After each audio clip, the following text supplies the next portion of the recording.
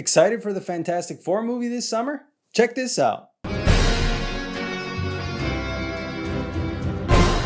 Hey everybody, welcome back to the show. This week, we're going back to 1962's Fantastic Four number 3 to see Jack Kirby's vision that will play such an influential role on that Fantastic Four First Steps movie coming out this summer, starring Pedro Pascal and Vanessa Kirby. Please welcome the Fantastic Four.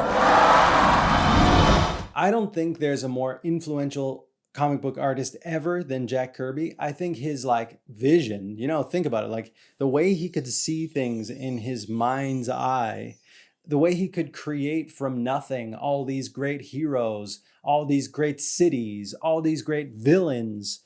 That guy sat at a drawing board, with no LSD, with no psychedelics or anything, and just created worlds and characters and heroes and villains like nobody else. And still to this day, all these years later, 60 years later, we're looking back at the things Jack Kirby drew and we're copying them, right? And we're influenced by them and we want to see them again. And with Fantastic Four First Steps this summer, we are going to see some of what Jack Kirby did really come to life and be a launching pad probably for this next phase of the Marvel universe, the Marvel Cinematic Universe. Just imagine how Jack Kirby might have felt if he could have seen these things come to life on the big screen as they came to life in his own mind. So I think going back, and even though sometimes reading old comic books feels old-fashioned, the stories are told differently. The dialogue is different. There's a lot of exposition. There's tons of captions. There is something, if you can get in the right mindset, if you can put yourself in the past, very rewarding about old comic books. The basis of everything we now know and love is because of those old comic books. And I think they're a must read for those reasons. So today, we're going back to Fantastic Four number 3 to see the influence that will become Fantastic Four First Steps this summer. Guys, what a cover we have here. And even the cover itself says so much about the movie we're going to see this summer. You see that kind of 50s inspired look, from the lettering to the blurb up here that tells you what's coming up, the fantastic car, the Fantastic Four costumes, the Human Torch flying above the city. So much of it is the aesthetic of what's going to become the movie this summer. At least, from what we've seen in the trailer, a lot of what that movie looks like, for me, comes from the pages of this very issue. This is the first time we see that Fantastic Four look that we're going to become really accustomed to over the years and that we're going to see on the big screen this summer.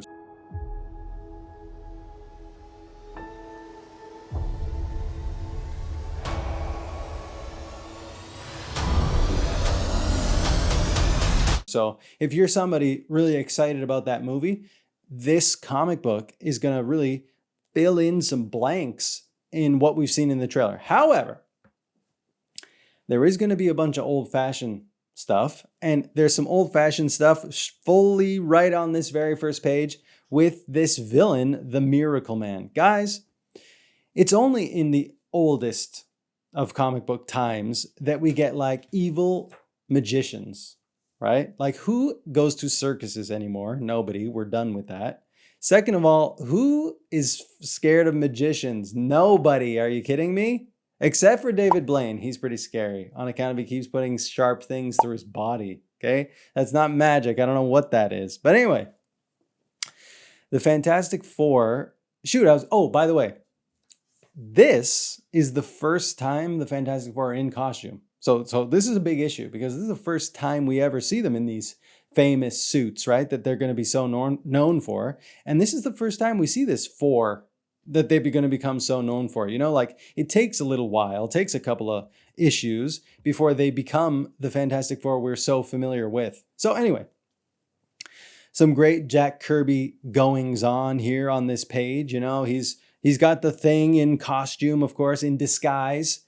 chopping through logs and challenging the magician. And the magician shows off his power. I can do that in just one finger. Oh, you can't hurt me. And then it turns out, of course, he has like an evil plan. Oh, I can use my powers to take over the world, like almost Pinky and the Brainish. And he sees this monster statue outside the Bijou Theater. And he's like, I know what I'll do. I'll use my evil trickery to take over this monster and take over the world. It's like very old-timey. But consider it is old-timey. Think about the world at the time. It's like Cuban Missile Crisis days. It's like the first Bob Dylan songs. It's friggin' John F. Kennedy. It's the Vietnam War is rolling on. The space race is happening. This is old timey. And you feel that in the way these stories are told and the way things look. This cutaway diagram, look at this. This cutaway diagram of the Fantastic Four's headquarters is very much in the aesthetic of the movie we're going to see. We've seen a bit of the Fantastic Four's headquarters in the trailer of the movie, and you can see how, similar Jack Kirby's vision was and how much they borrowed from it originally. Now, like I said, there is some old-fashioned look to the whole thing still that we've modernized today, of course, for a modern audience.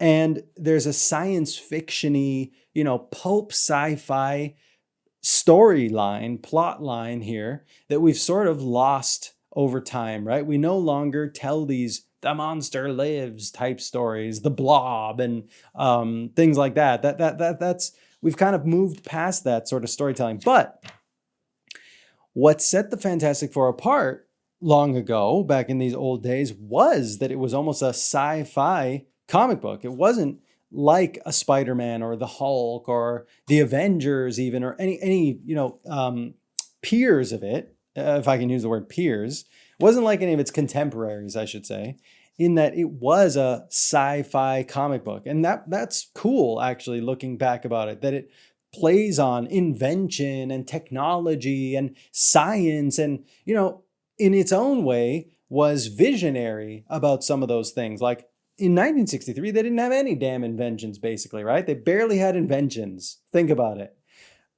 Johnny Carson, who you probably are too young to even recognize the name, wasn't even on TV yet until 1962, and he'd remain on that TV for the next 30 years, and you don't even know his name. That's how long ago it happened. Isn't that crazy?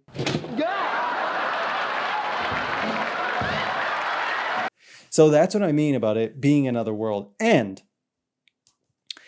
for me, outside of Mr. Fantastic himself being a really interesting character, the Thing and his struggles with himself and him being not only a sympathetic character, but a character with a lot more to him, a lot more personality. It's here in these pages, that internal struggle that the Thing goes through as a man, now that he's transformed into this monster, and the struggles that he has with his family, the Fantastic Four. They're here on these really early pages. And it's this emotional magnitude in these early comics that's going to elevate the Fantastic Four in the early days from being like a kid's book, like most superhero comics in the 60s and the 70s even, to something that older readers could appreciate. There's emotion, there's substance, there's struggle, there's humanity to these heroes that there wasn't to so many others at the time. And the Thing goes through it right here, where he says, there's this great line, sure, it's been great for you. He means their transformation. But what about me? I'm just a walking fright, an ugly, gruesome thing. He has to almost accept his role as monster instead of man. And he's set off all the time by a Johnny Storm and by the other members of the team. All I got to do is look in the mirror to answer that one, brother. The heck with it. Where's Sue? When is she going to signal us? He has this internal struggle because of the monster he's become. This is really good, I'll tell you. This is one of the great...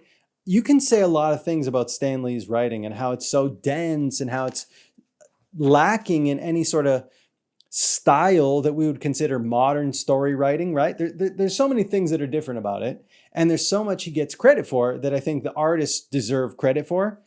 But the words he puts in the mouth of Ben Grimm, the personality he brings to that monster, is really good.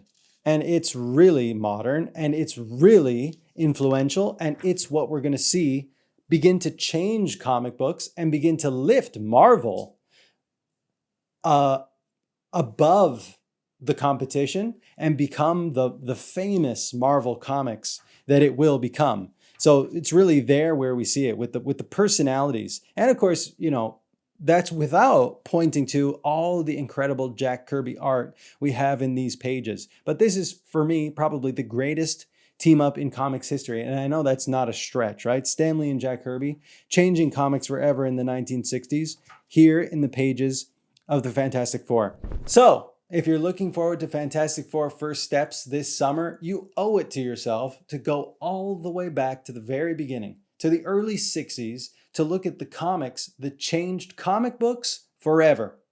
Those early issues of the Fantastic Four are some of the best comics ever written and drawn in comic book history.